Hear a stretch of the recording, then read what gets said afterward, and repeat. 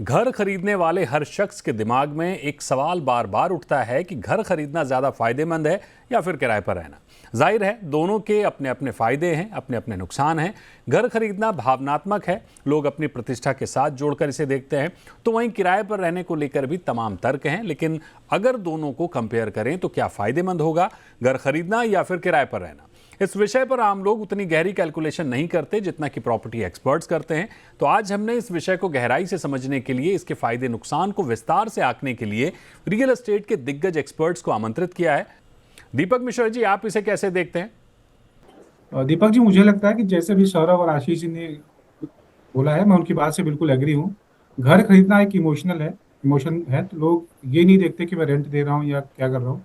पहली प्रायोरिटी होती है घर लेना, और घर लेना इसलिए इंपॉर्टेंट लोग समझते हैं क्योंकि उनका एक परमानेंट एड्रेस हो जाता है। उनका पूरा नेबरहुड सब कुछ वही रहता है, बच्चों की स्कूलिंग रहती है। तो मेरे हिसाब से आज की डेट में जितने मेट्रो सिटीज़ हैं, लोगों की पहली प्रायोरिटी घर खरीदना है, क्योंकि घर का, होम का एक सिंपल सा मतलब है हाउस ऑफ मेनी इमोशन। यहाँ पर कई सारे आपके इमोशन जुड़े हुए हैं। तो लोग रेंट पर नहीं रहना चाहते।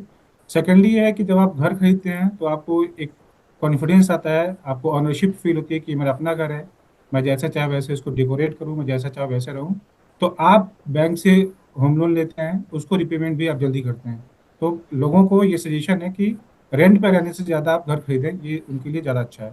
ये लॉन्ग टर्म में आपको दो बेनिफिट देगा। एक तो रिटर्न ऑन इन्वेस्टमेंट, जिसको हम आरओआई कहते हैं, और साथ ही साथ कैपिटल अप्रिशिएशन, जिसको हम रिटर्न ऑन इक्विटी कहते हैं। तो लॉन्ग टर्म के लिए एक आपको अच्छा अप्रिशिएशन भी मिलता है।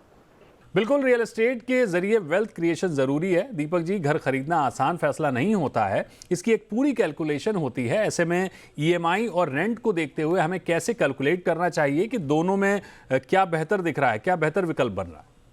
दीपक जी, अगर कोई भी होम बायर जो किसी भी मेट्रो सिटीज में है, उनका जितना सीटीसी है, जो मंथली सीटीसी है, उसका 40% तक का ईएमआई आराम से दे सकते हैं।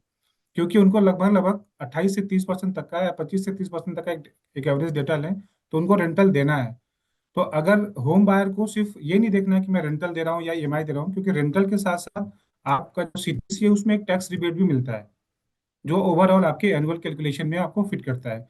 तो आपका जितना भी सीटीसी है, जो मंथली सीटीसी है, उसका आप 40-45% तक ईएमआई देते हैं, देने की कैपेसिटी है, तो आप घर ले सकते हैं।